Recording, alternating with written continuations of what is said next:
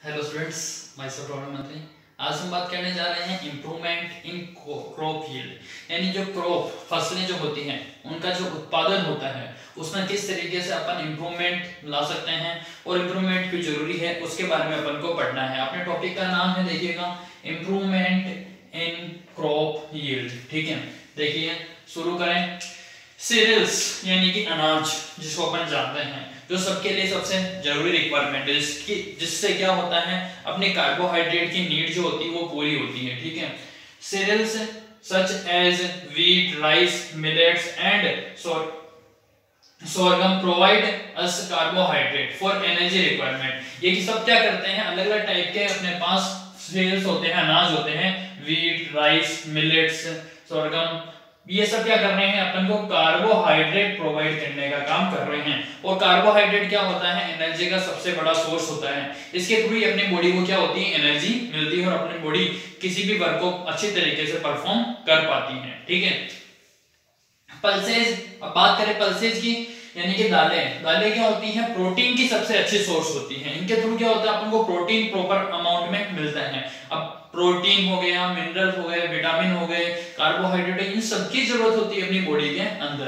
तो ठीक है, सबको अपन को खाने में काम में लेना चाहिए। देखिएगा, पल्सेज लाइक ग्राम, चना, जिसको हिंदी में क्या बोलते हैं, चना, P, black gram, green gram, pigeon, P, और लेंटिल, जिसको हिंदी में क्या बोलते हैं, मसूर, प्रोवाइड अस विद प्रोटीन। ये सब क्या कर रहे हैं, अपन को प्रोटीन के साथ में प्रोवाइड किए जा रहे हैं, या फिर इनको खाने की वजह से अपन को क्या मिल रहा है, प्रोटीन मिल रहा है। ठीक है, एंड ऑयल सीड्स। अब ऑयल सीड्स नाम से पता चल रहा है ऑयल के बीज हैं, यानी कि इनसे क्या मिलेगा, ऑयल। ये भी रिक्वायरमेंट होती है इसकी अपनी बॉडी में। And oil seeds including soybean, groundnut. अब कौन कौन से ऑयल सीड्स होते हैं, सोयाबीन होता है, ग्राउंडनट होता है, सीसम होता है, custard, mustard oil, linseed and sunflower. इस टाइप के जो कुछ अपने पास क्या होते हैं, सीड्स आते हैं, जिनके थ्रू मतलब रिक्वायर्ड जो अपन को ऑयल होता है वो मिलता है।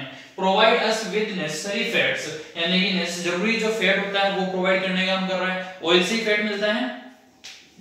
Vegetables, spices and fruits provide a range of vitamin. अभी क्या है, रही बात विटामिन की, तो वो किससे मिल रहा है, वेजिटेबल, स्पाइसेस और फ्रूट से क्या मिल रहा है, विटामिन और मिनरल की जो कमी होती है अपने शरीर में वो पूरी हो जाती है। ठीक है, in addition to small amounts of protein, carbohydrate and fat. और इसमें क्या होता है, कुछ मात्रा में प्रोटीन, कार्बोहाइड्रेट और फैट भी अवेलेबल होते हैं। तो अपने जो नॉर्मल अपन फूड काम में लेते हैं उसमें क्या क्या चीजें होनी चाहिए, मतलब तरीके से बोला जाए तो बैलेंस डाइट जो होती है उसमें क्या क्या होना चाहिए, उस डाइट में सब कुछ, जैसे कि भाई water, mineral, vitamin, carbohydrate, protein और जो भी जरूरी रिक्वायरमेंट होती है अपनी बॉडी के लिए, सारे कंपोनेंट्स उसमें अवेलेबल होंगे, तो वो होगी बैलेंस डाइट। तो बैलेंस डाइट के लिए जो जो कंपोनेंट्स होते हैं, जैसे कि विटामिन, मिनरल, ये सब, ये किन से अपन को मिलते हैं, उनके नाम अपन ने देखे हैं। ठीक है, ये इंपॉर्टेंट सब्सटेंसेस जिनकी जरूरत अपनी बॉडी को बहुत ज्यादा होती है। ठीक है, next, different crops require different climate. अब अलग अलग प्रकार की जो फसलें होती हैं वो क्लाइमेट भी क्या चाहिए, अलग अलग चाहिए। जैसे भाई गेहूं की फसल है तो उसको क्या चाहिए, अलग क्लाइमेट चाहिए। मक्के की फसल है तो उसको अलग क्लाइमेट चाहिए। हर टाइप के ऑर्गेनिज्म को रहने के लिए क्लाइमेट अलग चाहिए होती है। तो ये तो अलग अलग प्रकार की फसलें हैं, तो इनको तो रहने के लिए ऑब्वियसली क्लाइमेट अलग चाहिए ही होगा।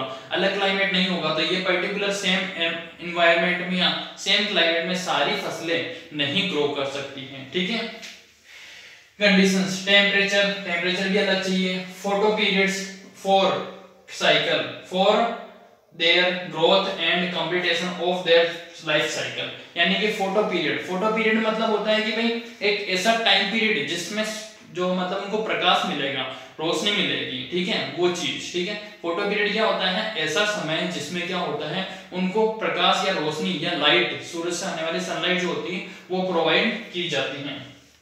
ठीक है, photo periods are related to the duration of sunlight. ये क्या है, ऐसी ड्यूरेशन या ऐसे समय से रिलेटेड है जिसमें क्या होती है, सनलाइट आती है by process of photosynthesis process के through. There are some crops which are grown in rainy season. देखिए, अब अपन बात कर रहे हैं अलग अलग टाइप की क्रॉप्स की। कुछ क्रॉप्स होती हैं जिनको उगाया जाता है रेनी सीजन में, बारिश के सीजन में, कुछ को विंटर सीजन में, कुछ को समर के सीजन में। तो सब अलग अलग प्रकार की होती है, अपन जानते ही हैं। देखिएगा, there are some crops which are grown in rainy season. कुछ क्रॉप्स होती हैं जिनको रेनी सीजन में उगाया जाता है, वो होती है खरीफ सीजन, यानी खरीफ क्रॉप जिनको अपन बोल सकते हैं, या kharif season crop. From the month of June to October, यानी कि जून से अक्टूबर में ये फसलें उगाई जाती हैं, और जून से अक्टूबर के बीच में जो फसलें उगाई जाती हैं उनको क्या बोलते हैं अपन, खरीफ सीजन। और ये क्या होता है, बारिश का समय होता है, रेनी सीजन होता है। ठीक है, ध्यान रखें।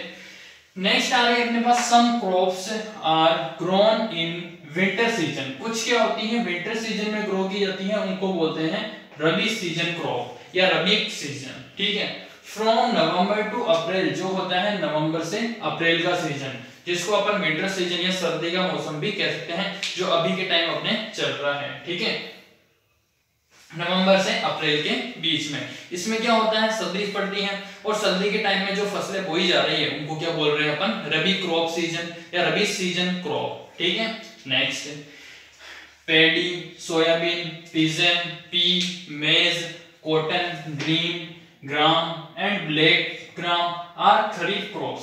ये सब क्या है, खरीफ क्रॉप्स के एग्जांपल हैं, क्योंकि जो खरीफ क्रॉप क्या होती है, उनको जो एनवायरनमेंट चाहिए होता है वो कैसा होता है, जून से अक्टूबर के बीच में जो मिलता है वो वाला चाहिए होता है। यानी कि उस समय क्या होती है, बारिश बहुत ज्यादा होती है, तो बारिश की वजह से पानी क्या होता है, ज्यादा होता है, तो पानी की रिक्वायरमेंट इन प्रकार की जो होती है फसलें उनमें ज्यादा होती है, जो पानी बारिश के थ्रू इनको पूरा मिल जाता है। ठीक है, where is wheat, gram, peas, mustard, linseed are rabi crops. बाकी ये सब जो बचे वो क्या है, रबी की क्रॉप्स हैं, यानी कि रबी की फसलें हैं। इनको पानी की रिक्वायरमेंट कम होती है, और जो क्लाइमेट होता है वो टेम्परेचर कैसा चाहिए होता है, इनको कम चाहिए होता है, इसलिए ये क्या है, इनको सर्दियों के मौसम में बोया जाता है। ठीक है, next, we can divide practices involve in farming in 3 stages. यानी कि जो प्रैक्टिसेस, जो मतलब तरीके होते हैं जो फार्मिंग में यानी कि खेती करते समय काम में ले जाते हैं, उनको 3 तरीके से 3 स्टेज में बांटा गया है। ठीक है, अब वो कौन कौन से हैं। First, the first choice of seeds. सबसे पहला होता है कि भाई जो प्लांट अपन को उगाना है उसकी जो बीज है उनको सेलेक्ट करना। अच्छी प्रकार के बीज होने चाहिए, मतलब बीज की क्वालिटी कैसी होनी चाहिए, अच्छी होनी चाहिए। अगर बीज अच्छे हैं तो फिर आने वाला जो पौधा होगा वो क्या होगा, ऑटोमेटिक उससे अच्छा होगा। नहीं तो अगर बीज की जो मतलब किस्में होती हैं वो खराब है तो फिर क्या होगा कि भाई जो पौधा बनेगा या क्रॉप बनेगी, फसल बनेगी, वो क्या होगी, वो भी खराब होने के चांसेस पूरे रहते हैं। ठीक है, second, The second is the nurturing of crop plants, यानी कि जो प्लांट है उनको जो प्रॉपर न्यूट्रिशन प्रोवाइड किया जाना चाहिए, यानी कि उनके जो न्यूट्रिशन का ध्यान रखना चाहिए, प्लांट को पानी वगैरह पिलाना और उसकी जो मतलब इरिगेशन वगैरह, वो चीजों का पूरा खास तौर से हमें ध्यान रखना चाहिए। वहां पे खाद वगैरह है यानी कि फर्टिलाइजर्स का पूरा प्रॉपर यूज करना चाहिए, नहीं तो क्या हो सकता है उनसे अपन को प्रोडक्शन अच्छा नहीं मिलेगा। ठीक है, third, The third is the protection of growing and harvested crop from loss, यानी कि जो फसल उग रही है उसको क्या करना, प्रोटेक्ट करना, और जो हार्वेस्ट करेंगे उसमें जो फसल क्या हो, कम से कम वेस्ट हो, उनका नुकसान नहीं हो। ठीक है, दो चीजें हो गई, एक तो प्रोटेक्शन यानी कि दूसरे कीड़े वगैरह लगते हैं उनसे बचाना, उसकी वजह से उससे कैसे बचा सकते हैं, अलग प्रकार की दवाई आती है, केमिकल आते हैं, उनका छिड़काव किया जाता है, जिससे क्या होता है कि भाई वहां की जो फसल होती है वहां पे किसी भी प्रकार के कीड़े वगैरह नहीं लगते हैं। और दूसरी चीज जो अपन हार्वेस्टिंग करते हैं तो उस समय क्या करना, इनका पूरी तरीके से ध्यान रखना जिससे फसलों को लॉस नहीं हो। ठीक है, next, the major groups of activities for improving crop yields can be classified as, यानी जो मेजर ग्रुप है किसके, एक्टिविटीज के जो इनको इंप्रूव कर सकती है, प्रोडक्शन को इंप्रूव कर सकती है, वो कौन कौन से हैं 3 ग्रुप, वो देखिए। वो है इस तरीके से, क्रॉप वैरायटी इंप्रूवमेंट। सबसे पहले तो क्या किया जाए, जो फसल है उसकी वैरायटी में इंप्रूवमेंट लाया जाए, फसलों की वैरायटी को अच्छा किया जाए। ठीक है, नेक्स्ट है अपने पास क्रॉप प्रोडक्शन इंप्रूवमेंट, क्रॉप का जो प्रोडक्शन है, फसलों का जो उत्पादन है, फसलें जो उग रही हैं उनमें इंप्रूवमेंट लाया जाए, उनको अच्छा किया जाए, ठीक है। नेक्स्ट है क्रॉप प्रोटेक्शन इंप्रूवमेंट, जो फसलें उग रही हैं उनको प्रोटेक्शन जो दिया जाए वो अच्छा दिया जाना चाहिए। अगर उनको प्रोटेक्शन नहीं मिल रहा है तो क्या होगा, थोड़े टाइम बाद क्या होगा, उन पे जो कीड़े वगैरह लग जाएंगे और वो फसलें खराब हो जाएगी, ठीक है। तो ये था अपने अलग अलग तरीके से जो अलग टाइप के इंप्रूवमेंट इसमें किस तरीके से लाया जाता है फसलों में, किस टाइप की फसलें होती हैं, क्या क्या इनके मेजर ग्रुप्स हैं, उनके बारे में अपन ने डिस्कस करा। तो यहाँ तक आप लोग कंप्लीट करें, कोई भी डाउट या प्रॉब्लम हो तो वापस एक बार जरूर पूछेगा। आज की क्लास हमारी यहीं ओवर होती है।